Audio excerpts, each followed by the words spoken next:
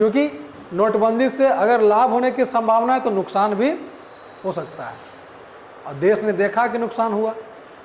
तो ये नुकसान कैसे हुआ ये आम आदमी नहीं समझ सकता है। जो अर्थव्यवस्था के मैकेनिज्म को समझेगा कि अर्थव्यवस्था काम कैसे करती है, जो इस चीज़ को समझेगा वही जो है नोटबंदी से होने वाले अर्थव्यवस्था पे जो प्रभाव पड़े हैं उसको समझ पाएगा। बात समझ रहे हो? और जो भी आर्थिक क्रियाएं होती रहती है उसको भी तभी समझेगा जब अर्थव्यवस्था के मैकेनिज्म को समझेगा। ठीक है, तालाबंदी से भी समस्याएं हुई, तो ये हम फिर डिस्कशन करेंगे जब अर्थव्यवस्था के मैकेनिज्म को समझने लगेंगे, तब फिर वहाँ पे आएंगे। कुछ और बेसिक बात है, इसको पहले समझा देते हैं। अगर ठीक ठाक तरीके से तैयारी की जाती नोटबंदी करने के लिए, तब जाकर के क्या होता, देश को लाभ हो सकता था, लेकिन लाभ के बजाय क्या हो गया, नुकसान हो गया। तो तीसरी एक परिभाषा जो रॉबिन्सन ने दी थी, देखो अर्थशास्त्री का नाम याद रखना एकदम से जरूरी नहीं है, ये कहा क्या रहा था ये ध्यान में रखना है। ये परिभाषा ना इस परिभाषा के अनुरूप है कि अर्थशास्त्र क्या है, हाउस होल्ड मैनेजमेंट है। हाउस होल्ड का मतलब होता है घर, परिवार, समझ में आ रहा है ना। तो परिवार का या घर का प्रबंधन करना, तो हम बता चुके हैं कि प्रबंधन क्यों करते हैं, क्योंकि हमारे पास साधन कम होते हैं और आवश्यकताएं ज़्यादा होती है, तभी मैनेज करना पड़ता है।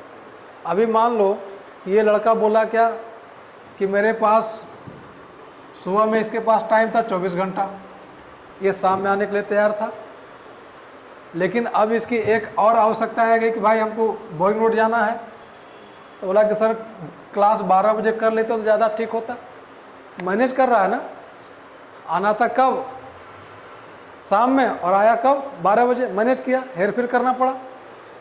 तो संसाधन कम होगा और आवश्यकताएं ज़्यादा होंगी तो मैनेज करना पड़ेगा। तो यहाँ पे कई बार क्या होता है कि हम लोग ना, एक आदमी है अपनी आवश्यकताएं पता है हमें कितनी आवश्यकताएं हैं, इतना साधन है, मैनेज कर लेते हैं।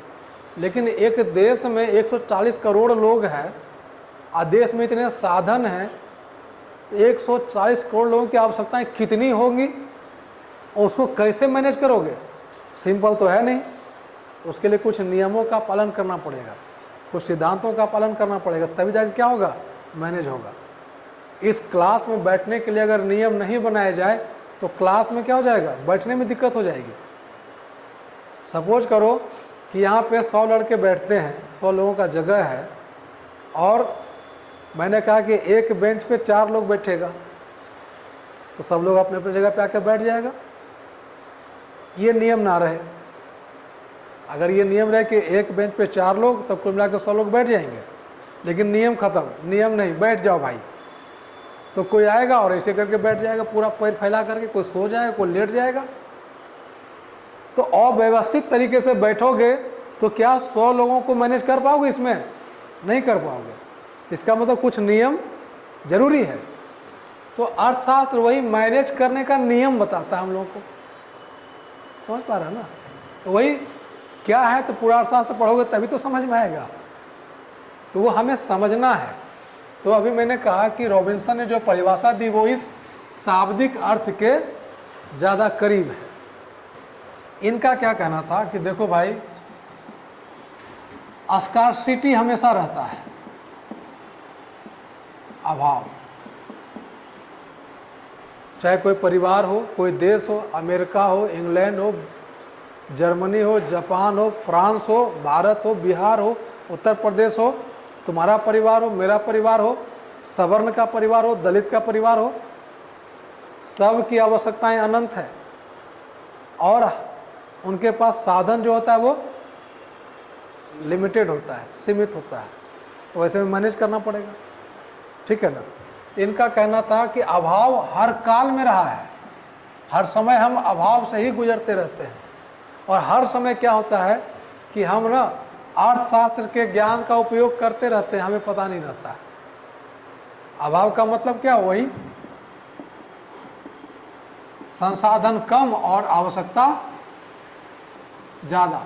और जैसे ही तुम मैनेज करने लगते हो, तुम्हारे दिमाग में आता है कि नहीं ये नहीं ये कर लेते, ये नहीं वो कर लेते हैं, इसका मतलब है कि तुम अर्थशास्त्री की तरह सोचना शुरू कर चुके हो। तुम अर्थशास्त्री हो, हर व्यक्ति अर्थशास्त्री है। ये अलग बात है कि निम्न दर्जे का अर्थशास्त्री होता है, लेकिन हर व्यक्ति क्या है? अर्थशास्त्र है, अर्थशास्त्री होता है। और इन्होंने क्या कहा कि देखो, एक तो हमारे पास साधन होता है जिसको रिसोर्स कहते हैं या संसाधन, और दूसरा है इंसान के पास आवश्यकताएं होती हैं जिसको हम लोग वांट्स कहते हैं, वांट्स या नीड्स। अभी देखो, एक विद्यार्थी के रूप में पहले ये बताओ तुम्हारे पास पैसा आता कितना है हर महीने? बता दो, तुमसे ले थोड़े ना लेंगे यार। अनलिमिटेड आता है, अनलिमिटेड आता पैसा। अरे लिमिट का मतलब है कुछ तो होगा।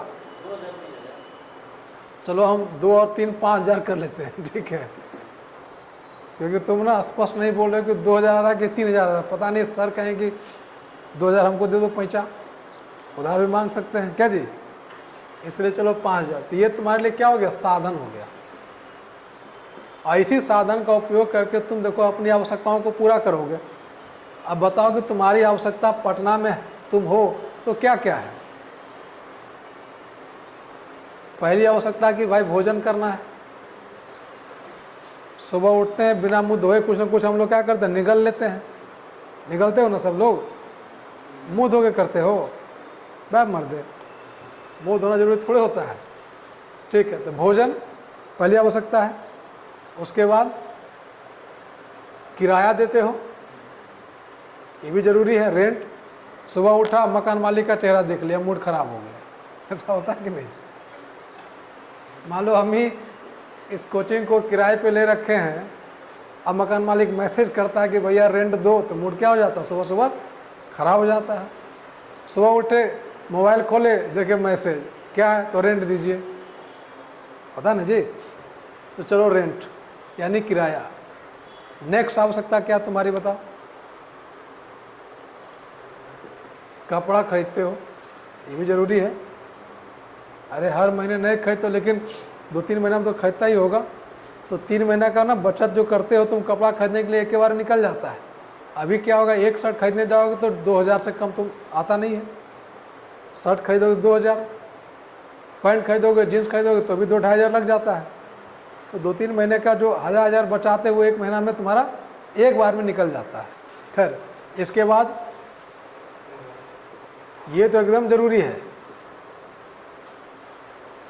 मोबाइल रिचार्ज, क्योंकि कहानी 12 बजे रात से शुरू होती है, नहीं होती है जी। हम लोग, हमारा कहना है कि बड़े बड़े लोगों ने कहा कि सवेरे सो जाओ सवेरे उठ जाओ, एकदम स्वस्थ रहोगे। तो ये लोग क्या करता है कि 12 बजे तक इधर उधर घूमता फिरता है, अब 12 बजे के बाद मोबाइल लेता है लोग, आज सुबह तक जाके मोबाइल के साथ खेल कूद करता है, सुबह सो जाता है। ऐसा होता है ना। मैंने कहा था कि इसको सुबह में हम तुमको कॉल करेंगे, तो हम तो उठ गए थे, हम तुम्हारा वेट करते, तुम कॉल करते कि नहीं करते। लेकिन मुझे पता था कि 12 बजे के बाद जो कहानी शुरू करता है उस वक्त उठेगा कैसे? अच्छा ठीक है, चलो ठीक, चलो बहुत बढ़िया। चलो हम गलत हो गए, मान लिया गलती मैंने, है ना। तो चलो मोबाइल रिचार्ज, उसके अलावा बताओ और क्या करते हो? बुक्स खरीदते हो, इसके अलावा क्या चीज़?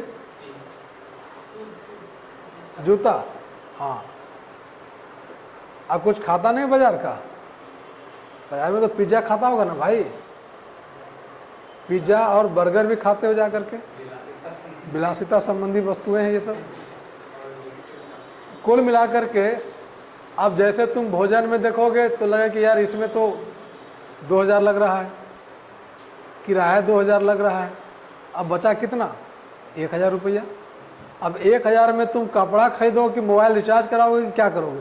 रिचार्ज तो 599 लग ही जाएगा, 3 महीने में तो कम से कम 200 तो लगेगा ही ना भाई। उसके अलावा बुक्स खरीद लिया 500 का, मतलब कॉपी कलम और किताब खरीदो तो पर मंथ मान के चलो तुम्हारा 500 खर्च हो ही जाता है। तो बचा कितना तुम्हारे पास? अब तो साधन ही नहीं बचा। तो ये तो तुम सजा लिए ऐसा क्रम अपनी आवश्यकताओं का जो सटीक है कि सबसे ज़्यादा जो जरूरी है उसको तुमने पहले रखा, उसके बाद जो जरूरी है उसको उसके बाद रखा। इस तरह तुमने क्या किया, एक पद सोपान समझ, माने एक क्रम तुमने सजा लिया अपनी आवश्यकताओं का। उसके बाद इतना आवश्यकता पूरा कर लिया, इतना छोड़ दिया कि अच्छा बाद में देखेंगे। मतलब तुमने क्या किया, कम साधन में अधिक से अधिक आवश्यकता को पूरा करने की कोशिश की, यानी तुमने मैनेज करने की कोशिश की। मैनेज कर रहे हो, मैनेज करने का मतलब है कि सब आवश्यकता पूरा नहीं हो पा रहा है, कुछ बच गया, कुछ रह गया और तुम तकलीफ में आ गए। ऐसा होता है। मूवी वगैरह तो छोड़ ही दिए, एंटरटेनमेंट का तो कोई जगह नहीं बचा। 5000 में क्या होगा? अब तो 5000 का अगर तुम मॉल में चले गए तो एक शर्ट एक पैंट आएगा, ख़त्म कहानी। बाकी भूखे रहो, बाहर घूमो बिना मोबाइल के इधर उधर, समझ रहा ना। तो साधन क्या है, कम है, तुम यहाँ मैनेज कर रहे हो, तो तुम अर्थशास्त्री की तरह सोच रहे हो, लेकिन तुम्हें नहीं पता कि तुम अर्थशास्त्री हो। हमें पता है, लेकिन यह भी पता कि तुम एकदम से लो कैटेगरी के अर्थशास्त्री हो, तुम्हें नहीं पता है क्या भाई? हम लोग भी वैसे ही हैं कमोबेश, लेकिन थोड़ा ज़्यादा समझदार आपकी तुलना में है। खैर, तो इन्होंने कहा क्या कि साधन जो है कम होता है आवश्यकताओं की तुलना में। कैसे होता है कम? तो साधन हमेशा क्या होगा, सीमित होगा, लिमिटेड नहीं होता है। और साथ ही साथ एक ही साधन का उपयोग कई तरीके से करते हैं हम लोग। 5000 रुपया है तो क्या केवल भोजन करने के लिए उसका उपयोग कर सकते हो, या रेंट में, कपड़ा में, मोबाइल में, बुक्स में, शूज में, पिज्जा में, सब जगह कर सकते हो? कर सकते हो ना भाई। यानी एक साधन का उपयोग हम लोग कई चीज़ों में कर सकते हैं। इसी को कहते हैं कि साधनों का वैकल्पिक उपयोग होता है।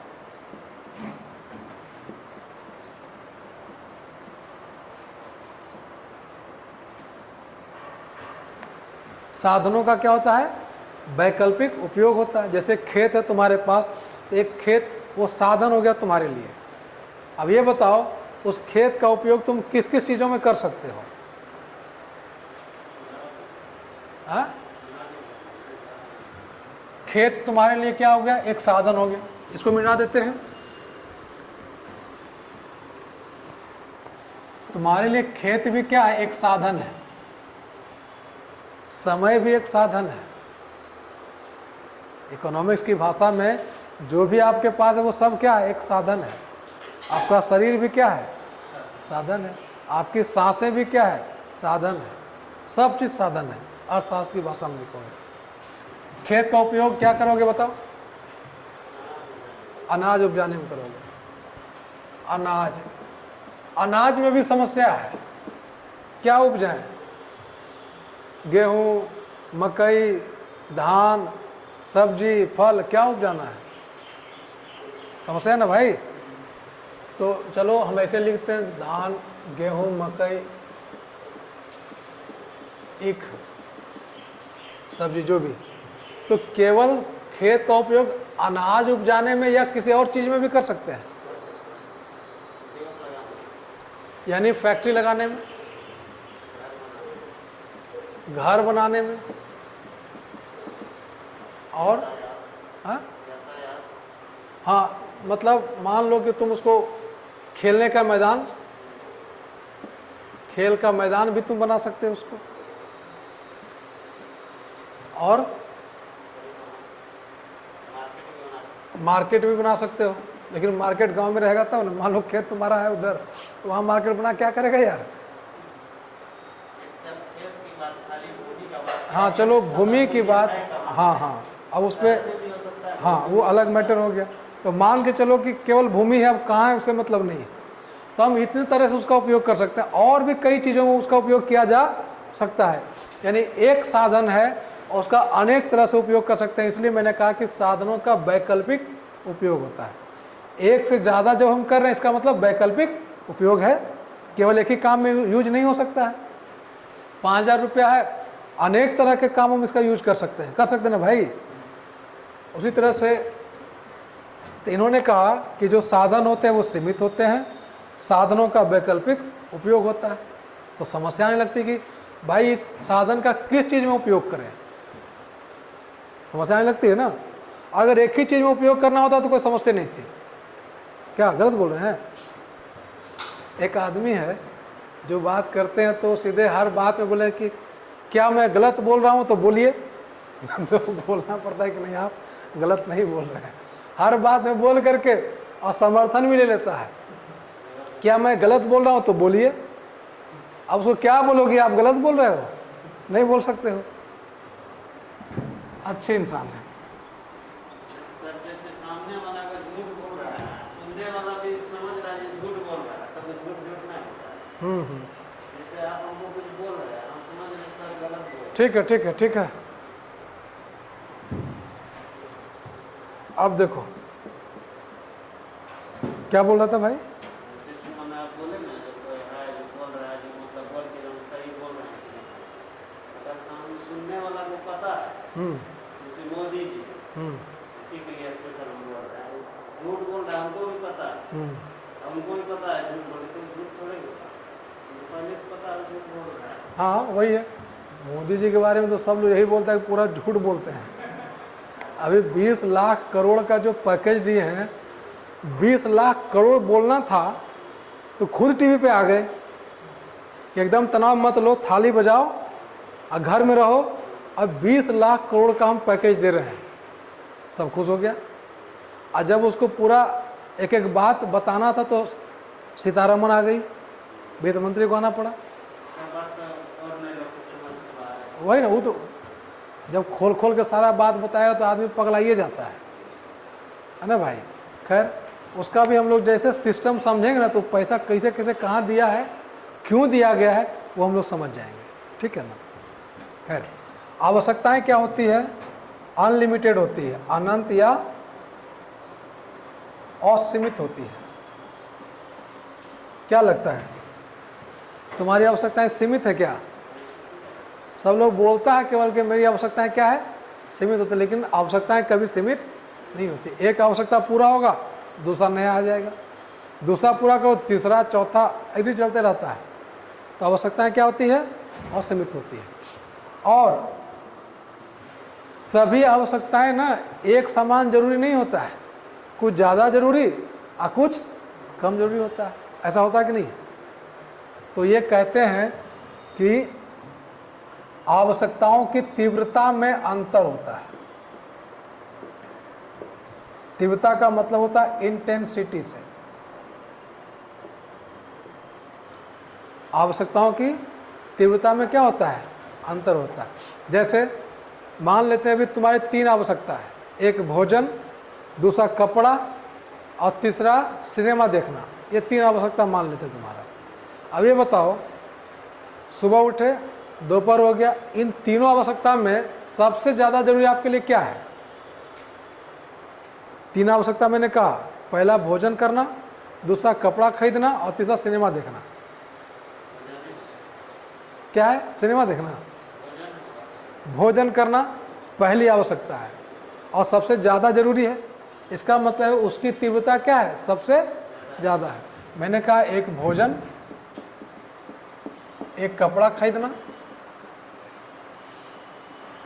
और तीसरा है सिनेमा देखना। अब ये बताओ कि तीनों में ये सबसे ज़्यादा ज़रूरी है, उसके बाद ये ज़्यादा ज़रूरी लगेगा, उसके बाद ये ज़रूरी लगेगा। अब ये भी है कि अलग अलग लोगों के लिए ये भी अलग अलग हो सकता है, लेकिन अगर हम तुम्हारी बात करेंगे तो यहाँ 3 आवश्यकता है, उसमें सबसे ज़्यादा ज़रूरी ये है, देन ये है, फिर ये है, और भी आवश्यकताएं होंगी, उसका भी तुम क्या कर सकते हो? क्रम सजा सकते हो। तो इनका ये कहना है कि जो भी आवश्यकता उसकी तीव्रता में क्या होता है? अंतर होता है। कोई ज़्यादा जरूरी और कोई कम जरूरी होता है। अब समस्या हो गई यहीं पे। समस्या क्या है? साधन सीमित और एक ही साधन को कई तरह से यूज कर सकते हैं। एक तो सीमित है और कई तरह से यूज कर सकते हैं, तो हमें टेंशन होने लगता है उस साधन का किस चीज़ में उपयोग करें। यानी हमको चुनना पड़ेगा कि कौन सा काम पहले हम करें। उस तरह से यहाँ पर भी असीमित है, ढेर सारी आवश्यकताएं हैं और उन आवश्यकताओं की तीव्रता में क्या होता है? अंतर होता है। लेकिन कई बार हम नहीं जज कर पाते हैं कि कौन सा काम ज़्यादा जरूरी है। तो यहाँ भी चुनना पड़ता है कि कौन काम पहले हम पूरा करें। यहाँ कह रहा है कि किस में उपयोग करना है और यहाँ पे कह रहा है कि भाई किसको पहले हम पूरा करें। तो कुल मिलाकर के चुनने की समस्या नहीं उत्पन्न हो रही है। चुनना पड़ेगा कि अपने साधनों का उपयोग हम किस काम के लिए करें। जो सबसे ज़्यादा ज़रूरी होगा उसके लिए करेंगे। तो कौन सबसे ज़्यादा ज़रूरी है, उसके बाद कौन सबसे ज़्यादा ज़रूरी है, ये आपको चुनना पड़ेगा। कैसे चुनोगे? यहाँ तो 10 था, 5 था तो पता चल गया। 1000 अगर आवश्यकता का लिस्ट बना दे तुमको, बताओ चुन लोगे? आसान नहीं है। हम चुन सकते हैं, लेकिन एक देश की अर्थव्यवस्था की जब बात आती है, सरकार के सामने जब बात आती है, एक बड़े बड़े उत्पादकों के सामने बात आती है कि भाई क्या उत्पादन करना है, कैसे उत्पादन करना है, मशीन से करें कि मजदूर लगा के करें। उत्पादन भी तो करने के समय समस्या आती है ना जी।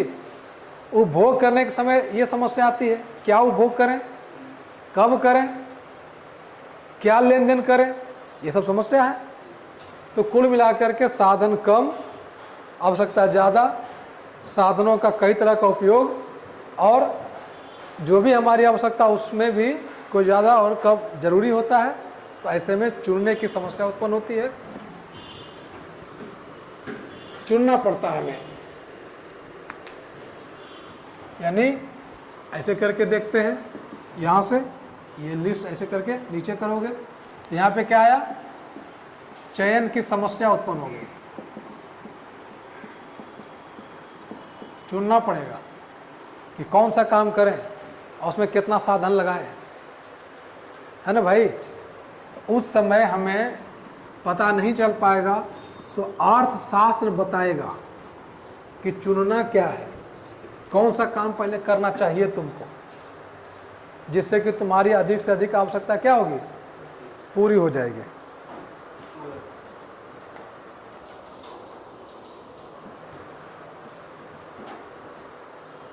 अधिक से अधिक तुम्हारी आवश्यकता पूरी हो जाएगी। यानी इसी चयन की समस्या, यानी जो प्रॉब्लम ऑफ चॉइस है, इसी प्रॉब्लम ऑफ चॉइस का समाधान देता है कौन? अर्थशास्त्र।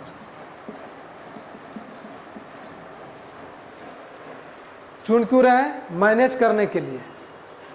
तो अर्थशास्त्र पहले बता दिए मैनेजमेंट है। तो उसी तरह से ये अर्थशास्त्र हमें बताता है कि आपको चुनना कैसे है। अर्थशास्त्र में तरह तरह के नियम होंगे और तरह तरह के सिद्धांत होंगे। इन्हीं सिद्धांतों का उपयोग करके हम जब चुनेंगे तो हम सटीक तरीके से चुन लेंगे किस काम को पहले करना है और उस काम में कितना साधन हमको लगाना चाहिए। ये है अर्थशास्त्र। समझ पा रहे हो? इसीलिए अर्थशास्त्र को चयन का विज्ञान कहते हैं।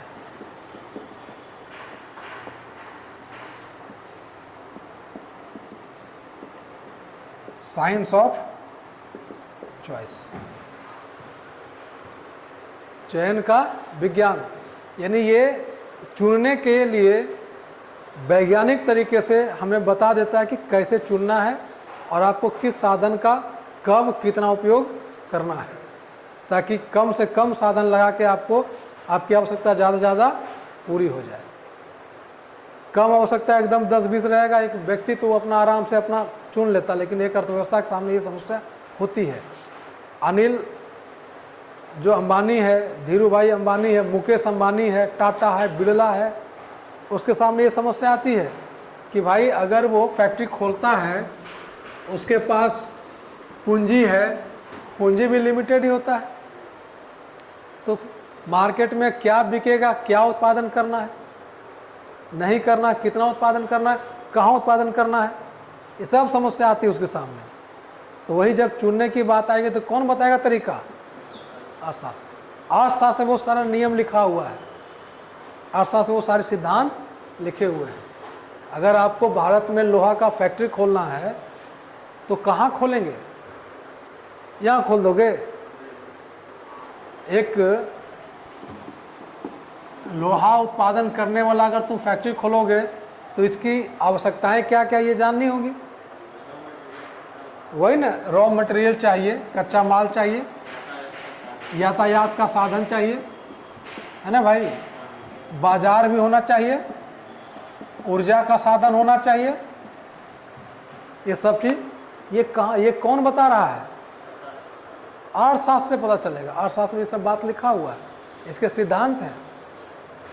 तो अर्थशास्त्र में उन नियमों और सिद्धांतों का संग्रह है जो बताता है कि आपको कोई काम करना है तो कैसे करना है। यानी चुनने की जो कला है वो कौन सिखाता है? अर्थशास्त्र सिखाता है। ठीक है, ये एक बेसिक बात हुआ कि अर्थशास्त्र में हम पढ़ते क्या है, अर्थशास्त्र क्यों पढ़ा जाना चाहिए, अर्थशास्त्र किस चीज़ के लिए है। अब देखो थोड़ा सा और बेसिक जानेंगे। आर्थिक क्रियाएं, आर्थिक क्रियाओं को समझना पड़ेगा तब जाके वो जो अर्थव्यवस्था का सिस्टम है, देखो आगे चल करके हम सिस्टम समझने की कोशिश करेंगे, अभी थोड़ा टाइम लगेगा।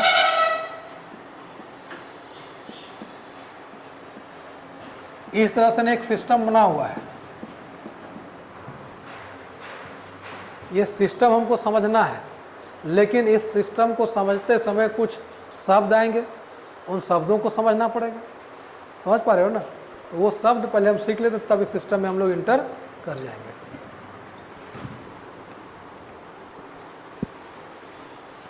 और जैसे ही सिस्टम समझ गया बाबू, तो मौद्रिक नीति क्या है सरकार, हम देखते हैं कि जैसे मान लो कहते हैं ना मुद्रास्फीति आ गया या मंदी आ गया, इस तरह का बात सुनने को मिलता है, यानी महंगाई आ गई, तो पता चलेगा कि मौद्रिक नीति जारी हुआ, पता चलेगा राजकोषीय नीति जारी हो गया।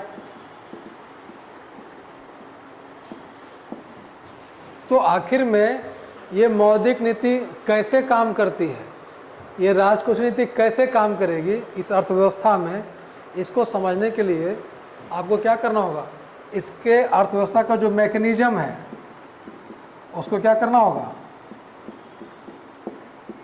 समझना होगा। लेकिन इस मैकेनिज्म को समझने से पहले आपको इसमें जो बेसिक शब्द यूज किया जाएगा, जो कंसेप्ट, बेसिक कंसेप्ट, वो आपको समझना पड़ेगा, वो है आर्थिक क्रियाएं। क्योंकि अर्थव्यवस्था में क्या होता है, आर्थिक क्रियाएं होती है। उत्पादन होगा, कुछ लोग उत्पादन करेंगे, उपभोग होगा, यानी कुछ लोग उसको सामान खरीदेंगे, खा पी जाएंगे, है ना भाई, कुछ लोग लेन देन में लगे होंगे। तो ऐसे में ये मौद्रिक नीति क्या है, राजकोषीय नीति क्या है, और कैसे ये लागू होता है, क्यों लागू होता है, इसका क्या लाभ क्या नुकसान है, ये सब समझना अगर है आपको, तो आपको क्या करना होगा, पहले बेसिक चीज़ समझना है, फिर इसको समझाना नहीं पड़ेगा, फिर किसी भी शिक्षक और किसी की पुस्तक का सहारा लेने की जरूरत आपको नहीं है। देश में जो आर्थिक घटनाएं घट रही है आप बैठे बैठे समझ जाओगे। अच्छा, सरकार अभी 20 लाख करोड़ रुपया जारी करी है, 20 लाख करोड़ रुपया क्यों, कहाँ कहाँ दे रही है, क्यों दे रही है, आसानी से समझ में आ जाएगा। उसका क्या लाभ होगा और क्या नुकसान होगा, यही समझ में आ जाएगा। अभी मैंने कहा ना, नोटबंदी क्या, ये भी समझ जाओगे, नोटबंदी से क्या इस पर प्रभाव पड़ा होगा, ये भी समझ पाओगे, तालाबंदी का क्या प्रभाव पड़ रहा है, ये भी समझ जाओगे, किसी से पूछने की जरूरत नहीं है। ठीक है ना?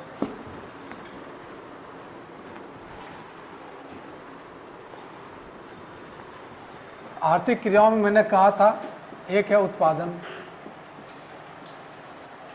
प्रोडक्शन, दूसरा है उपभोग,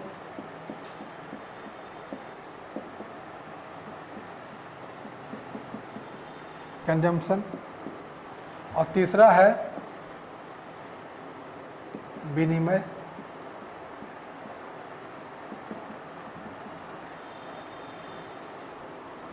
चौथा है निवेश,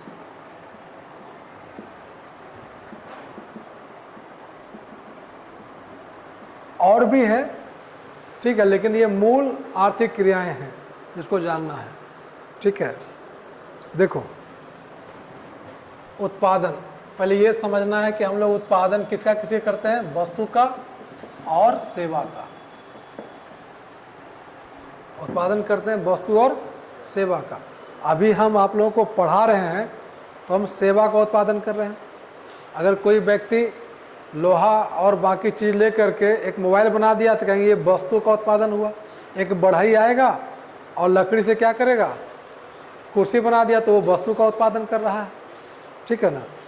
तो दो चीज़ ही उत्पादन में आता, कौन, वस्तु और सेवा। वस्तुएं भी कई तरह की होती है, सेवाएं भी कई तरह की होती है। तो हम लोग अभी वस्तु कितना टाइप का होता है उस पर नहीं जा रहे हैं, सेवा कितना टाइप का होता है ये हम लोग अभी नहीं बात कर रहे हैं, क्योंकि हमें समझना है क्या, बेसिकली अर्थव्यवस्था का जो सिस्टम है, मैकेनिज्म है। मैकेनिज्म का मतलब वो कैसा है और कैसे वो काम करता है, ये हमको समझना है। और उसके लिए हमें क्या कर रहे हैं, बेसिक बातों को समझ रहे हैं, फिर वहाँ पहुँचेंगे, ठीक है ना। अब है क्या कि समझना ये है कि उत्पादन किसे कहते हैं, फिर एक एक करके इसको एक्सप्लेन कर देंगे।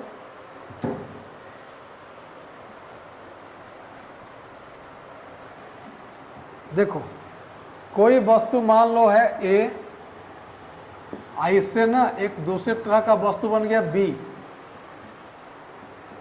ये कोई वस्तु है, ये भी क्या कोई वस्तु है। ए मान लो लकड़ी है, और लकड़ी से क्या हुआ, बन गया कुर्सी। लकड़ी से क्या बन गया, कुर्सी। अब ये बताओ कि अगर जिस लकड़ी से कुर्सी बना, अगर इसका दाम मान लेते हैं 1500 रुपया है एक कुर्सी का, तो जिस लकड़ी से बना होगा उसका दाम कितना हो सकता है, मान लेते हैं 500 होगा ना जी। तो 500 से कुर्सी का दाम हो गया कितना, 1500 रुपया।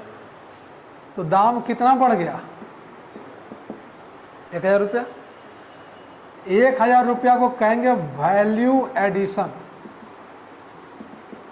क्या कहेंगे इसको, वैल्यू एडिशन, मूल्य वर्धन। जब मूल्य में वृद्धि होगी तो उसको क्या कह देंगे, वैल्यू एडिशन हुआ।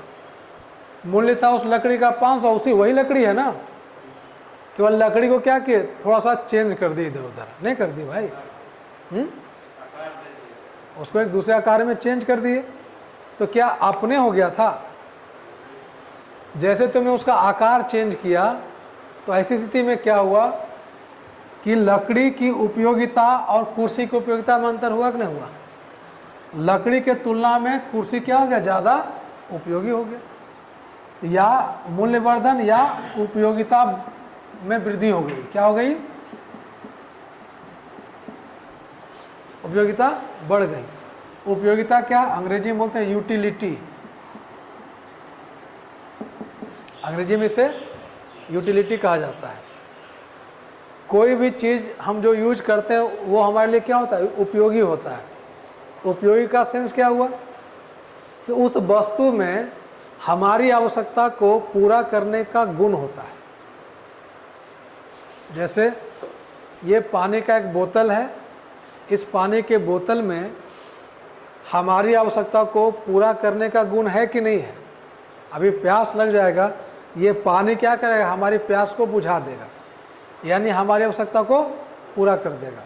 इसका मतलब इस पानी की उपयोगिता क्या है, प्यास बुझाने में है।